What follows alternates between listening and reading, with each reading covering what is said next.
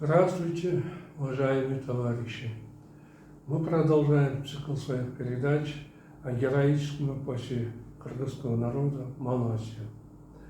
В прошлой передаче я рассказывал вам о том, что только великий народ способен дать миру великих сыновей и дочерей. И именно эти сыновья и дочеря совершает ратные подвиги, создает прекрасные произведения, добивается других выдающихся результатов, которыми восхищается весь мир. И кыргызский народ тоже вправе гордиться своими предками, своим народом. Именно наши предки создали такой уникальный эпос, как Манас. Он по своему объему превосходит все имеющиеся в мире эпосы. И именно по этой причине он включен в список нематериального наследия ЮНЕСКО. И самое удивительное то, что вот эти 500 тысяч строк, которые составляют трилогию Манас, нигде не были записаны до 20 века нашего, во время 20 века, до 1927 года, они нигде не были записаны. Они вот это полностью 500 тысяч строк передавались из поколения в поколение наставниками, своим ученикам в устной форме. Представьте, люди запоминали наизусть все эти 500 тысяч строк. Какой надо было обладать не только феноменальной памятью, но и поистине железным характером, трудолюбием огромным, чтобы все это запомнить и потом исполнять перед народом так выразительно, образно, чтобы люди прониклись тем, что рассказывается сказителем Манасия. Ну, чтобы проверить вот это, мои слова, можете взять любую видеозапись Манасия, особенно нашего корифея Гомера 20 века, Саякбая Каралаева, и послушать его. Вот увидите, как он с воодушевлением, вдохновением повествует о том, что написано в эпосе. Поэтому я, как и все кыргызы, горжусь своим народом, подарившим человечеству такой шедевр устного народного творчества. Но в то же время я вчера начал рассказывать вам о таком отвратительном явлении среди моего народа, как трайбализм. Вот наши кыргызы делятся на северян и южан.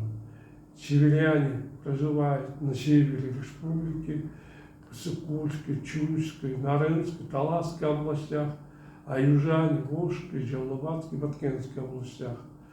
И разделом между ними, разделом так называемым, служит наша горная цепь, Тянь-Шанские горы и перевал Тувашу.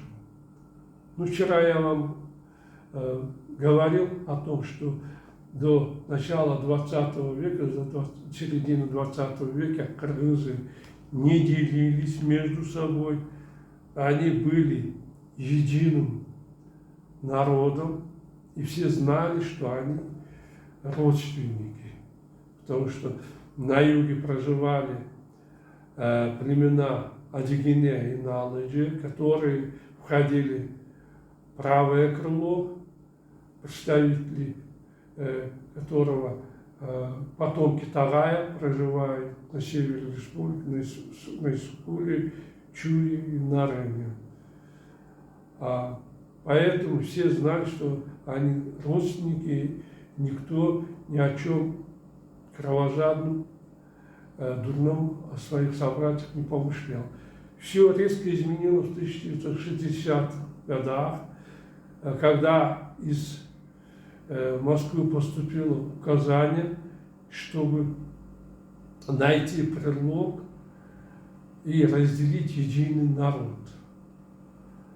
Было принято решение взять на вооружение известный принцип «разделяй и властвуй».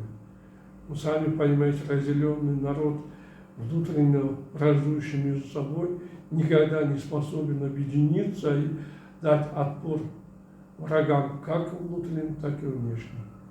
Ну, наши местные партийные элиты взяли за это дело, но, поразмыслив, они поняли, что сделать это не так-то просто, потому что в то время многие знали, что они единый народ, что потомки одного крыла.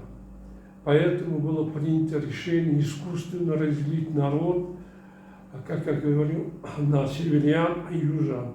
Потому что, если посмотреть на карту, таким главным препятствием между севером и югом являются именно эти Тянь-Шанские горы. И северная сторона республики находится в Нижине, в Чуйской долине, а там дальше, если проехать километров через 35-40, начинается перевал Туашу. И после того, как взберешься на эту ашу, спустишься уже, дальше полностью идет спуск, где начинается уже Ферганская долина. И вот было принято решение именно воспользоваться этим обстоятельством и разделить кыргызов на северян и южан. И северянами они себе, значит, решили причислить сыновей правого крыла потомков Тагая, ну и плюс Таласских. Хотя Таласские были представителями левого крыла, как я говорил. Но, невзирая на это, они решили объявить их своими какими-то сторонниками и начали притеснение южан. Ну как их притесняли? Они не давали им хорошую работу, не давали продвигаться по службе, притесняли в бытовых условиях, при распределении тех или иных благ начали их обелять. Но не все с этим согласились. В то время было очень много людей, которые прекрасно знали свои родословные, историю кыргызов. И они начали возмущаться тем, что искусственно разделяют народ. Но партийные власти быстро приструнили их, непокорно засадили в тюрьму, свернули работу по изучению истории кыргызов, стали насаждать представление о том, что были кыргызы темными, невежественными, всю жизнь пасли скот, никогда не имели ни письменности, ни грамоты, ни своего государства. Вот пришли, значит, русские, советская власть, приобщили к благам цивилизации, дали образование, дали им свет и все остальные блага культуры.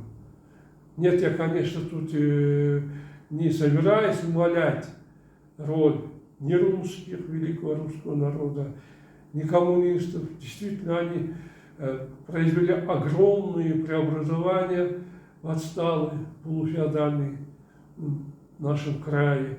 Построили заводы, фабрики, поставили на ногу, с нуля поставили на ногу и здравоохранение, поголовно всех обучили грамотности. Ну, все это было. Мы, кыргызы, в отличие от других народов бывшего Советского Союза, не переписываем историю, мы признаем эти факты. Мы благодарны как русским, так и коммунистической партии Советского Союза, коммунистам, что дали нам, как говорится, все эти достижения. Не отрицаем. Но была и вот такая темная страница нашей истории, когда кыргызы были искусственно разделены таким способом. И отголоски этой политики дают знать до сих пор о себе. И это было проявлено как со стороны простолюдин, так и высокопоставленных наших чиновников. со стороны высокопоставленных чиновников. Можно пример привести высказывание одного очень известного в наших краях политика, который в 2005-2007 годах, когда к власти пришел южанин Бакиев, ратовал всех своих соплеменников против южных кыргызов. Он сам из севера республики, потомок Тагая. И не знаю, может он знал или не знал, может он знал и специально, вот, чтобы добиться своих определенных политических целей, распространял такие слова. Но как бы то ни было, он говорил своим землякам: продавайте свои земли кому угодно, отдавайте в аренду свои помещения кому угодно, русским, татарам, узбекам, таджикам, но ни за что южным кыргызам, потому что они самые наши злейшие враги. И если они сюда приедут, осядут, мы их потом с автоматом не сможем прогнать. Вот это слова были очень видны у нашего политика. А что касается простолюдинов, несколько лет назад в Подмосковье в одном из швейных цехов произошло возгорание, там погибли 23 молодые девушки. Большинство из них были из Юга республики.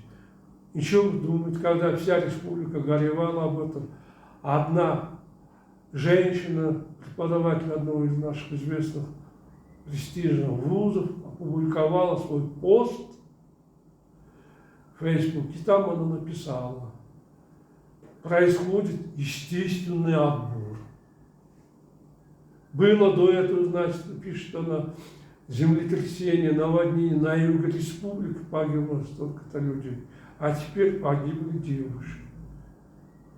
Бог не дурак, все видит. Бог не Тимошка, видит немножко. Типа этого она написала: происходит естественный отбор.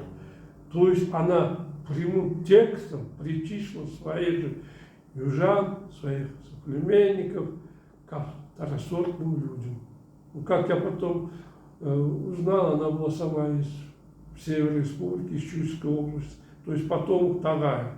И она, не зная своей истории, своих же сородичей, своих же родственников, потомков ее прадеда Адыгне, причислена к людям второго сорта. Я думаю, это очень нехорошее явление, и это надо искоренить с корнем, потому что раздробленный народ, разобщенный народ никогда не сможет объединиться перед лицом внутренней и внешней угрозы, никогда не сможет построить процветающее, богатое, счастливое государство. Я призываю поэтому всех своих кыргызов, кыргыз-сородичей рассказать об этом в моем видео своим друзьям, родственникам, репост делать, объяснять своим детям, внукам, читать соответствующую литературу. Слава Богу, сейчас это книга, где описывается родословно, предостаточно. Показать все это, потому что эта работа ведется не на достаточном уровне, из-за чего и происходит вот это трение на почве трайбализма. Поэтому я прошу всех обратить на это очень серьезное внимание и способствовать тому, чтобы наш народ был единым и неделимым. Вот и все, что я хотел сказать. Ну а теперь я продолжу чтение своего романа. Из-за жары Исимхан находился не во дворце в Бейжине, а за городом прохладном хозяйстве. Он дал команду установить большой серый шатер, и там решал все государственные дела. Неожиданно к нему в спешном порядке прибыл главный монах. «Почему так спешил зайти ко мне?» – спросил Исимхан, сидевший на золотом троне. «Мой хан», – ответил главный монах, – «от калмаков Алтая получена очень важная новость». «Какая?» Несколько лет назад у алтайских кыргызов родился мальчик по имени Манас. Родился так родился. Какое это имеет к нам отношение? По мнению тех калмаков, что сообщили об этом, он очень храбрый, щедрый мальчик. Пока монах не возмужал, надо его пленить и уничтожить. Ты только это хотел сказать? Недовольно поморщился Исенкан. Да, в таком случае ты зря утянул у меня время. Богатырь каких-то малочисленных кыргызов не может предоставлять никакой угрозы для моего ханства. Никто не сможет победить великий Китай. Я сперва тоже так думал, но потом отказался от своего мнения. Почему? Сведения о монасе были даны в наших святых книгах сотни, тысячи лет назад. При этих словах Исенкан продвинулся вперед на своем троне. Что? Даны в наших святых книгах? Утрачил глаза он. Да, с волнением ответил главный монах. Согласно им, монах, повзрослев, придет с большим войском и завоюет Бежин. Поэтому надо со всей серьезностью отнестись к этому сообщению, принять необходимую меру. Хан встал с места и, засунув большие пальцы рук на красный пояс, украшенный драгоценными камнями, задумчиво стал прохаживаться взад-вперед. Какие еще есть сведения о монасе? Через некоторое время спросил он. Пока это все, что нам известно. Главный монах прижал правую руку к груди и низко поклонился хану. В таком случае свяжитесь с калмаками, получите полную информацию о монасе, приказал Исенкан. После этого решил, что с ним делать. Слушаюсь, с готовностью ответил главный монах и поспешно вышел на улицу. Возвращаясь с сыном домой, Жак решил проведать своих лошадей в урочище Алмалу, находившееся в двухдневном пути от дома пастора Ошпора. По дороге отец с сыном один раз переночевали в степи.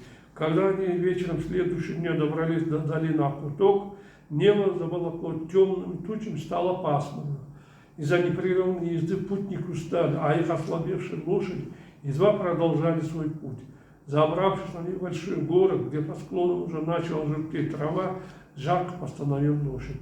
Приподнявшись на седле, прикрывая глаза правой рукой, он пристально посмотрел вперед. Монах остановился рядом с ним. «Сынок, наверное, где-то здесь находятся наши табуны», задумчиво произнес Жак.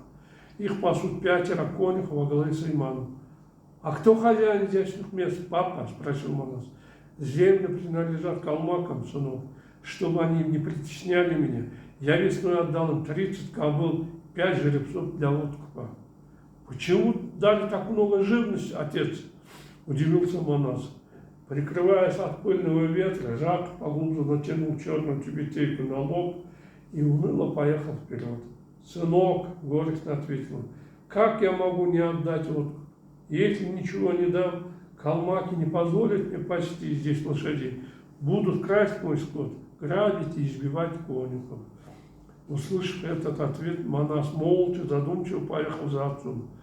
Некоторое время спустя перед ними выскочили напуганные ребята, бегущие на перегонке кобылицы, дерущиеся, подняв хвост кверху, жеребцы. Всех гнали перед собой 6 зубунов, 6 групп калмаков, предварительно избив конюхов. Отец и сын ничего не поняли. Через некоторое время перед ними выскочил на лошадь смуглолицый, высокий, поджаристый иман с окровавленным лицом. «Ой, иман!» – испуганно спросил Жак, остановив лошадь. «Что с тобой случилось?» С оторванным левым рукавом своего черного чапана и засунутым за пояс белым колпаком, иман ничего не смог ответить и заплакал навзрыд, как ребенок. Не успели они спросить причину этого, как к Жаку подскочили вооруженные плетками и укрученными 10 конных калмахов.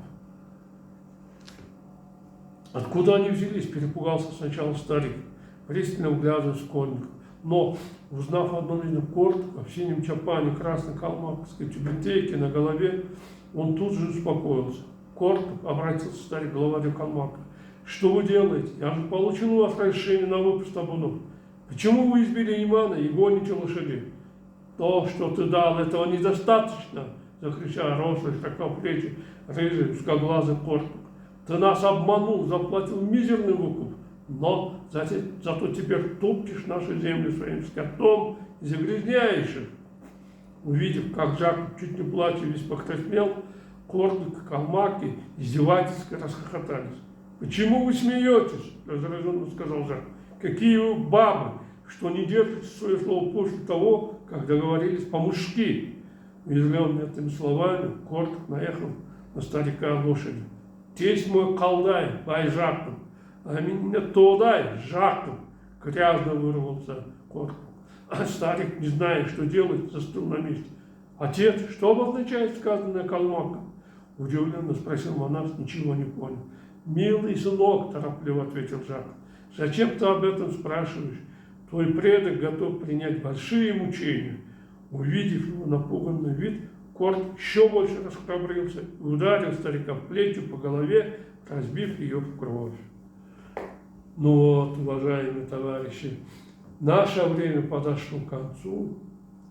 Я прощаюсь с вами. До свидания. До новых встреч.